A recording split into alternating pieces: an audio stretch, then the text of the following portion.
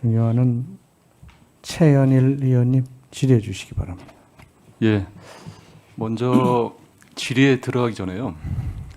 어제 오늘 청문회를 치르면서 여러 가지 논의를 하면서 느꼈던 점을 좀 간단하게 말씀드리겠습니다.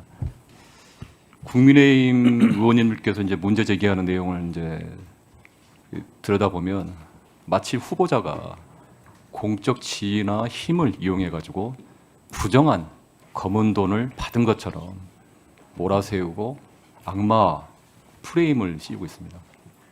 아까 존경하는 배준영 간사님께서도 언론 보도를 언급했는데 후보자는 어제 충분히 소명을 했습니다.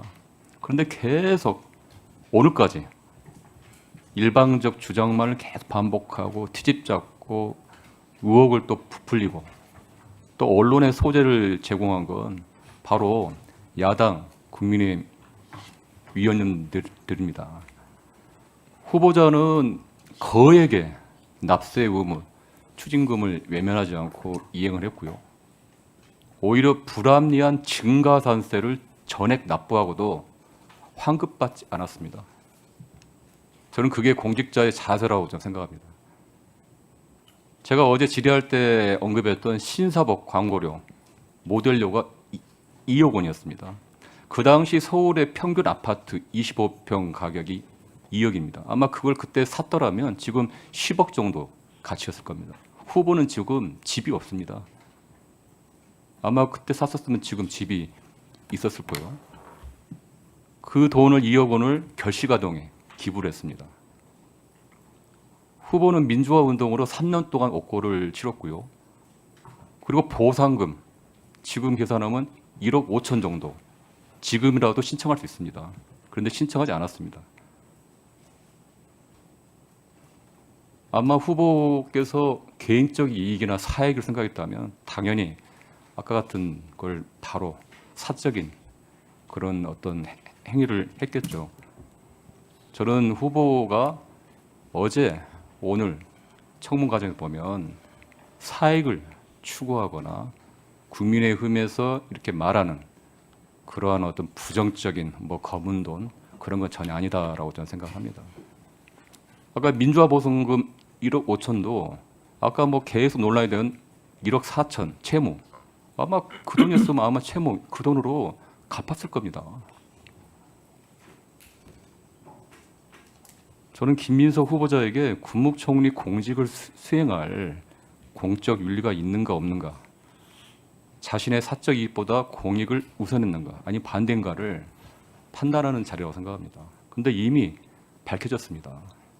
아마 후보자가 공적 윤리가 없었더라면, 만약에 그렇더라면 부끄러움을 감수하고 지인들한테 돈을 1,000만 원씩 빌려서까지 수억의 추징금, 증여세를 모두 갚았겠는가?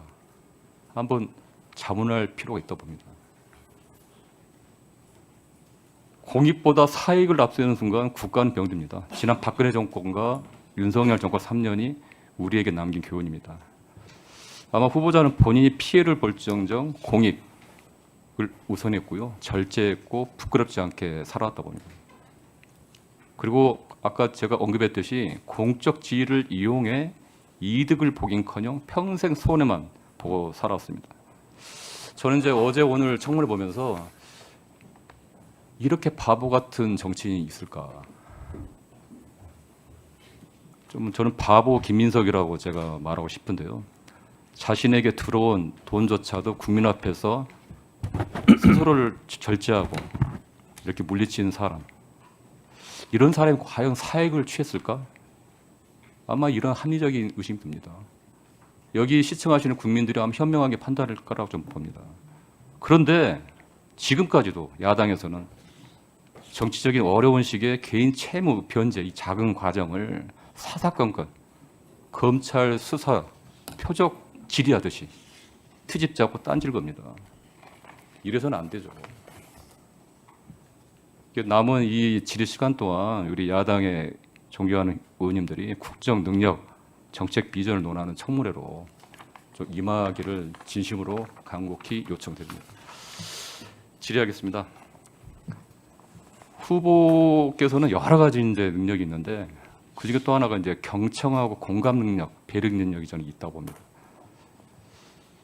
지난 제가 어디 책을 봤는데 거기 또 그런 내용이 나와있어요. 후보자가 지난 겨울에 항공기 참사 당시 새벽 기도를 하다가 하염없이 눈물을 흘렸다. 그거 심정을 밝힌 적이 있죠. 예. 예. 그리고 이태원 참사 이후에 이상민 행안부 장관을 탄핵하던 새벽에도 이 탄핵조차 기각이 되면 아무도 책임지지 않는 원인 없는 고통의 억울함에 부모들 가슴이 얼마나 찢어질까 하면서 또 눈물을 흘렸다겠습니다. 당시 어떤 심정이었길래 그렇게 눈물을 두 번이나 이렇게 뭐 흘리고 그렇게 하시죠?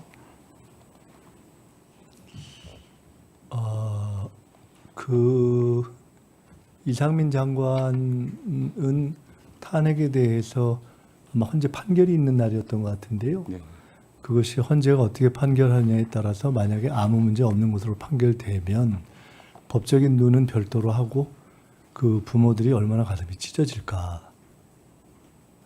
그것이 생각이 났던 것 같습니다. 저는 총리로서의 어떤 최고의 공직자의 덕목 중 하나가 공감 배려죠. 근데 윤석열 정권 하에서는 그런 게 너무 부족했게 국민들로부터 탄핵이 됐다고 생각합니다. 후보께서는 약자의 눈이라는 연구단체를 대표를 했었죠. 예. 약자의 눈으로 미래를 보는 것이 정치다라는 소신을 했는데요. 그게 아마 5년 연속 국회의정 대상을 금년에도 받았더라고요. 주로 보니까 평생교육, 아동학대 지원, 뭐 그런 것도 있는데, 그리고 정책 위장 시절에 1,000원의 아침밥이라고 해가지고 이런 학생들의 어떤 그 건강과 복지를 신경 썼고요. 경로당 주 5일 점심도 아마 노인복지법 개정하셨죠?